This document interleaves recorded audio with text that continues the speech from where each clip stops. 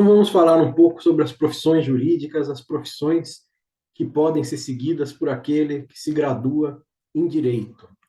As primeiras profissões jurídicas são aquelas relacionadas ao poder judiciário, à magistratura, ou seja, ao trabalho de juiz. E no Brasil, a gente tem 5 vias da justiça. A gente tem a justiça comum, que é a justiça estadual, na primeira instância formada pelos juízes de direito, na segunda instância formada pelos desembargadores que atuam nos tribunais de justiça dos estados.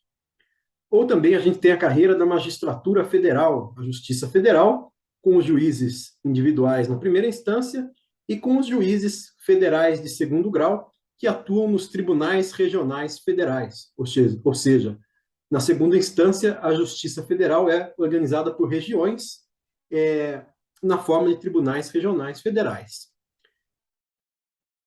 Seja a Justiça Comum estadual, seja a Justiça Federal, cada uma tem sua competência definida na Constituição, que tipo de problema vai ser tratado pela Justiça Comum, que tipo de problema vai ser tratado pela Justiça Federal, mas a terceira instância de ambas as justiças é o Superior Tribunal de Justiça, o STJ, com sede em Brasília. Portanto, o STJ é um dos chamados tribunais superiores no Brasil. Ao lado disso, a gente tem uma justiça especializada, que é a justiça eleitoral, na sua primeira instância formada pelas juntas eleitorais e na segunda instância formada pelos tribunais regionais eleitorais, ou TRS. E a terceira instância da justiça eleitoral é o Tribunal Superior Eleitoral, o TSE.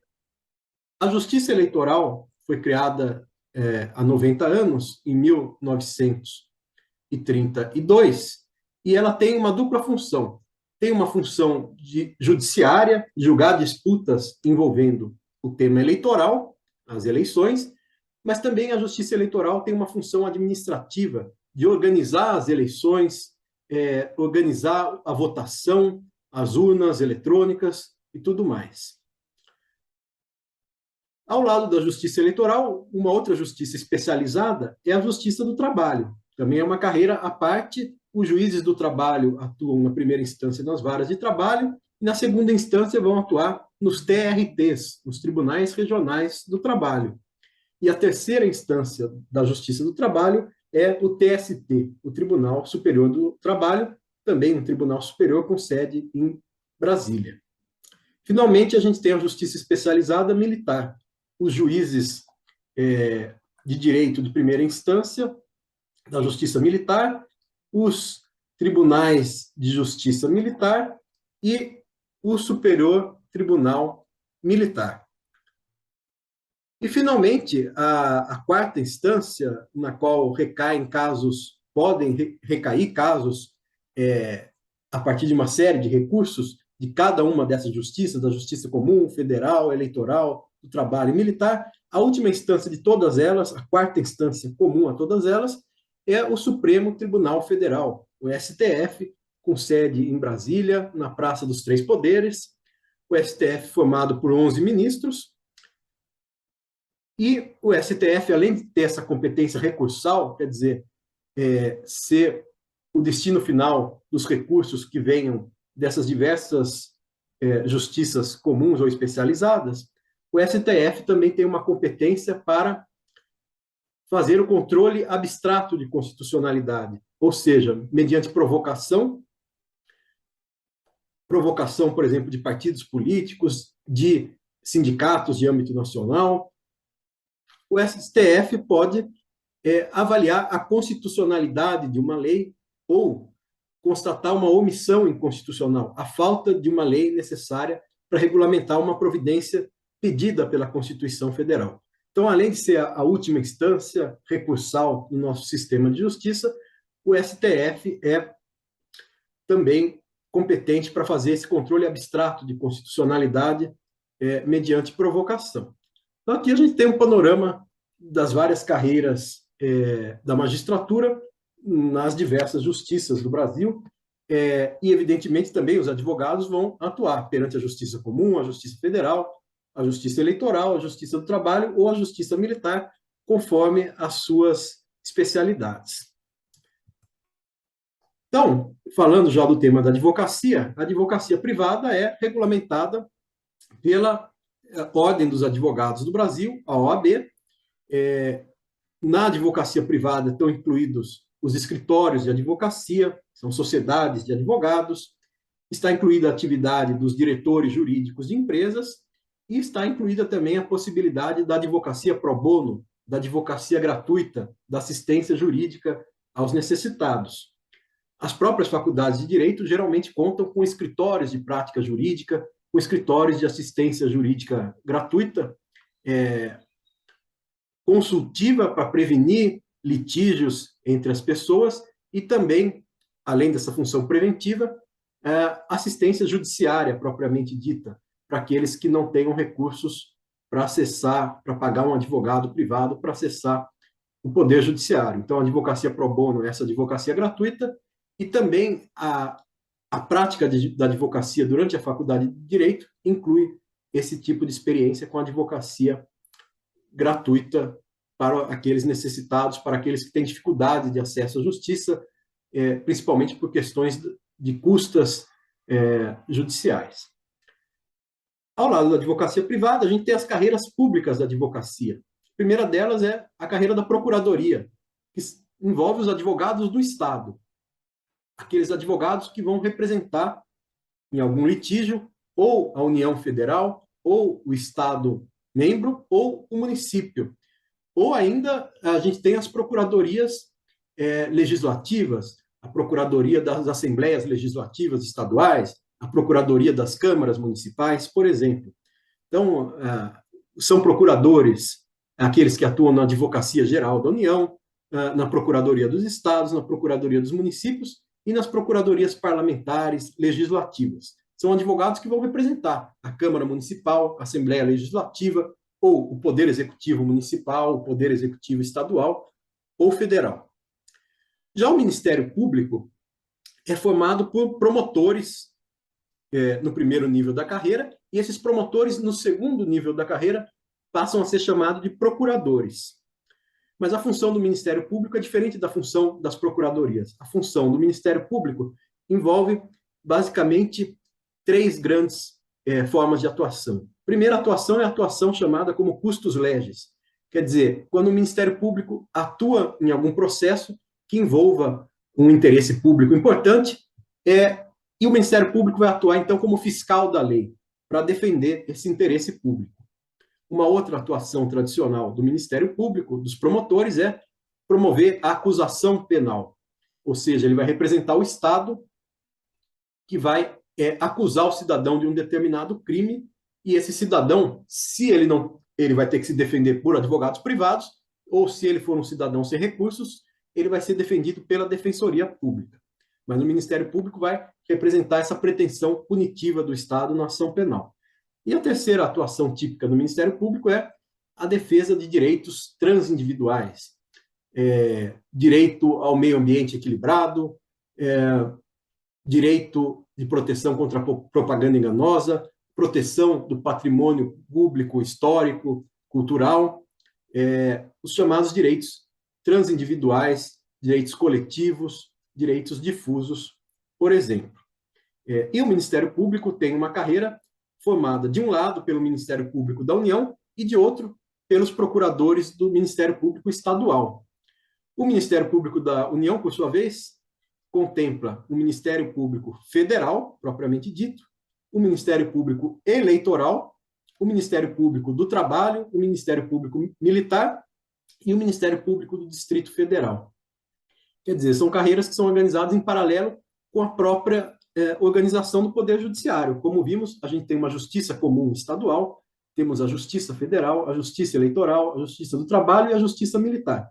Então, é necessário ter promotores federais, eleitorais, trabalhistas, militares, além do Ministério Público Estadual, que vai atuar na Justiça Comum. E, finalmente, uma outra forma da advocacia pública, que eu já comentei, é a Defensoria Pública. É essa assessoria jurídica popular paga pelo Estado. Então, além da possibilidade de uma pessoa carente ser defendida pela advocacia pro bono, por um advogado privado que vai abrir mão dos seus honorários. Ou, além dessa pessoa poder ser assistida por um escritório jurídico de alguma faculdade de direito, as pessoas carentes têm a possibilidade de receber assessoria jurídica de um órgão que é a Defensoria Pública, uma função essencial à Justiça. A Defensoria Pública é organizada em Defensoria Pública da União, também com suas sedes em cada um dos estados, e, de outro lado, as defensorias públicas estaduais, e elas vão dividir esse serviço conforme as causas sejam causas federais, causas estaduais, em paralelo com aquela nossa organização do Poder Judiciário. Uma outra carreira possível para os juristas, mas aí agora não exclusiva daqueles bacharéis em Direito, mas também típica dos bacharéis em Direito, é a atuação na administração pública, especialmente no Poder Executivo, mas também na administração do Poder Judiciário e na administração do Poder Legislativo. Então, a administração pública é dividida em administração direta e indireta.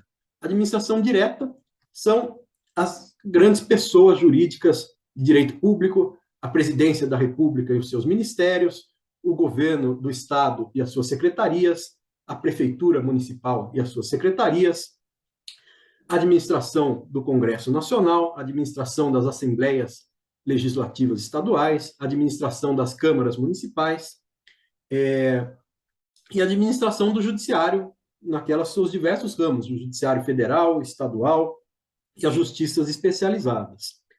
De outro lado, a gente tem a administração indireta, composta, por exemplo, pelas autarquias, universidades públicas são autarquias, as fundações públicas são entidades voltadas a prestar algum serviço também social, educacional ou cultural.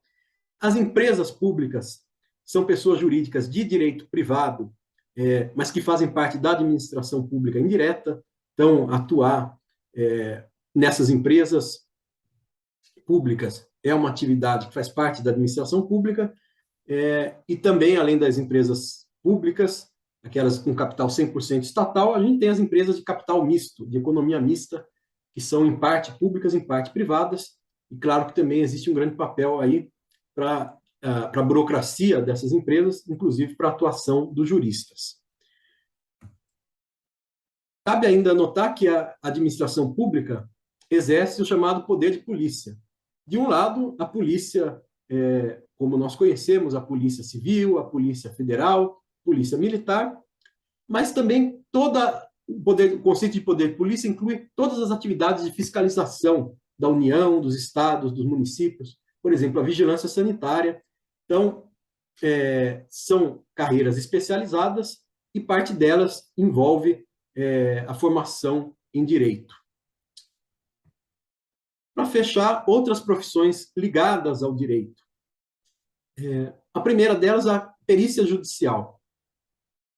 Perícia judicial é a atuação de algum médico, de algum contador, de alguém que atue no setor imobiliário, por exemplo, para fornecer um laudo ou um parecer, seja ao juiz, então o perito judicial é nomeado pelo juiz, ou esse profissional vai ser um assistente técnico das partes, da acusação ou da defesa do processo. Então, são profissionais que não são formados em direito, mas que vão colaborar com o judiciário. O nosso Código de Processo Civil diz que o juiz será assistido por perito quando a prova do fato depender de um conhecimento técnico ou científico, diga-se, extrajurídico, de algum conhecimento técnico que vá além do direito, então demandando assistência para as partes ou o perito nomeado pelo juiz. E aí, como que o juiz deve nomear esse perito? Deve nomear a partir de um cadastro mantido pelo seu tribunal, pelo próprio Poder Judiciário, e para formar esses cadastros, os tribunais devem realizar consulta pública, devem procurar os melhores profissionais para fazer esse tipo de perícia. Então, é necessário manter uma proximidade, ter um conhecimento por parte do Poder Judiciário para ser indicado como um perito judicial. Uma outra carreira ligada ao direito, mas evidentemente não é uma carreira exclusivamente jurídica, é a carreira política. Os cursos de direito deram início ao ensino superior no Brasil em 11 de agosto de 1827. quando foram fundadas por Dom Pedro I, a mando de Dom Pedro I, duas faculdades de direito. Uma em Olinda, depois foi para Recife, e outra em São Paulo. Claro que era a grande função dessas faculdades de direito era formar pessoas que trabalhassem no Estado brasileiro, no Estado imperial de então, depois no Estado republicano. Então, boa parte dos nossos políticos do Império e depois da República foram políticos com formação em direito, já que a Faculdade de Direito era uma das poucas organizadas no Brasil ao longo do século XIX, ao lado de cursos de medicina ou de engenharia. Mas, evidentemente, a carreira jurídica, a carreira política, melhor dizendo, esteve sempre ligada a uma tradição de formação em direito, o que gerava até discursos políticos muito marcados por termos técnicos do direito, aquilo que é chamado da retórica bacharelesca, o bacharelismo, esse vício de usar termos técnicos do direito para qualquer tipo de discurso, que é o que caracterizou boa parte da política brasileira historicamente. Uma outra carreira que não é exclusiva do bacharel em direito é a carreira da diplomacia, o trabalho nas relações internacionais do Brasil. Essa é uma carreira organizada pelo Instituto Rio Branco, pelo Ministério das Relações Exteriores, que tem sede no Palácio do Itamaraty, em Brasília.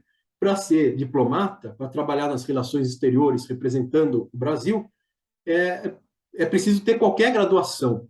Uma vez formado em um curso superior, a pessoa presta o concurso de admissão à carreira de diplomata.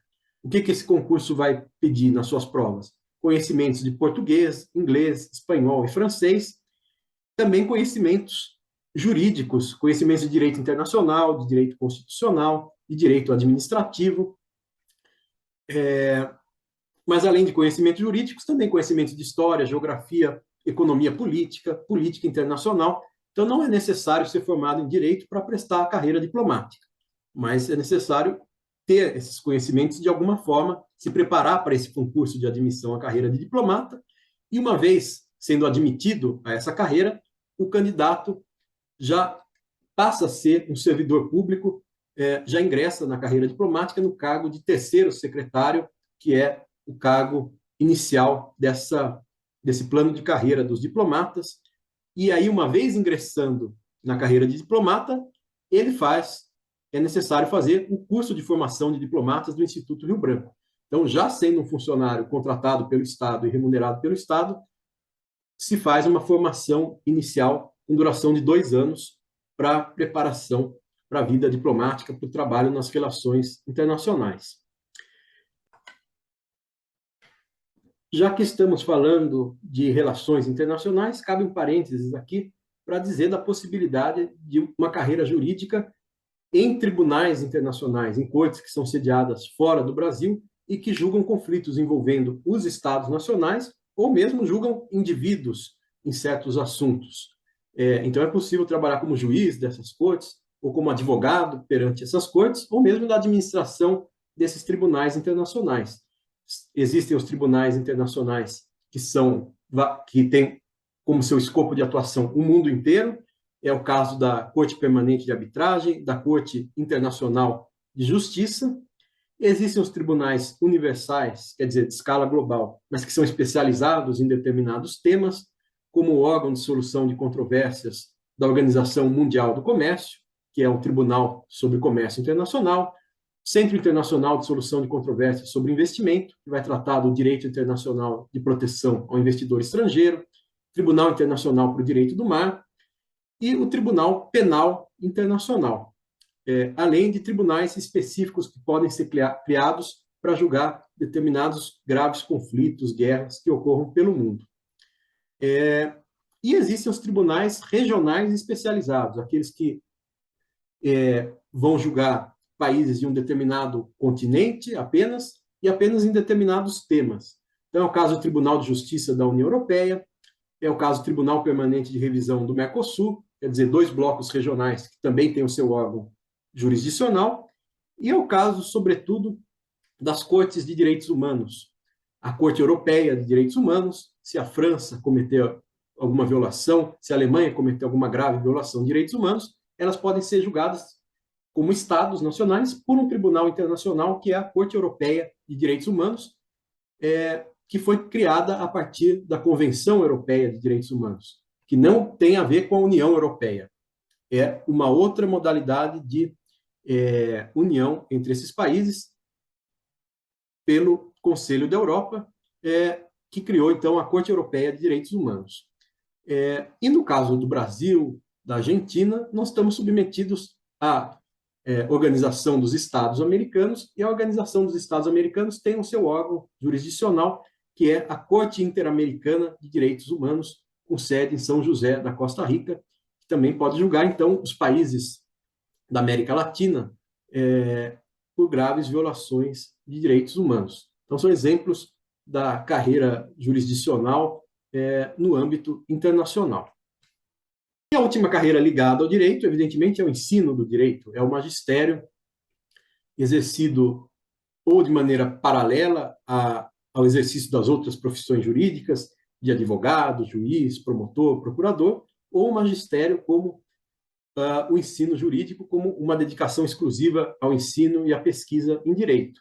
Evidentemente, o ensino do direito tipicamente é feito por aqueles que são graduados em direito, e durante a graduação já existe uma oportunidade de se aprofundar na pesquisa jurídica, que é a oportunidade da iniciação científica. Depois da graduação vem a possibilidade de pós-graduação lato sensu, que são as especializações, são cursos de duração mais curta, com menores exigências de se fazer um trabalho final.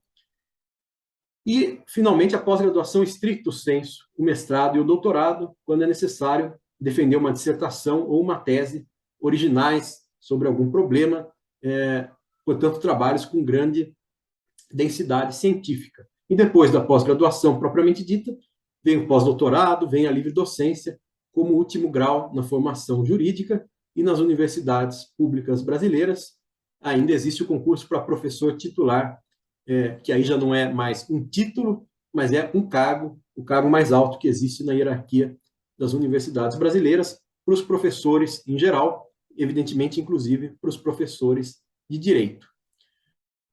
Vou colocar aqui o link para um outro vídeo que vai detalhar mais os deveres, a deontologia jurídica, os deveres éticos ligados a cada uma das profissões jurídicas e também normas que a nossa Constituição prevê sobre a organização do judiciário, a organização da advocacia pública, da advocacia privada, enfim, informações complementares e mais detalhadas sobre cada uma dessas carreiras, sobre o Poder Judiciário e sobre as funções essenciais da Justiça, que incluem a Defensoria Pública, o Ministério Público e a advocacia pública e privada em geral.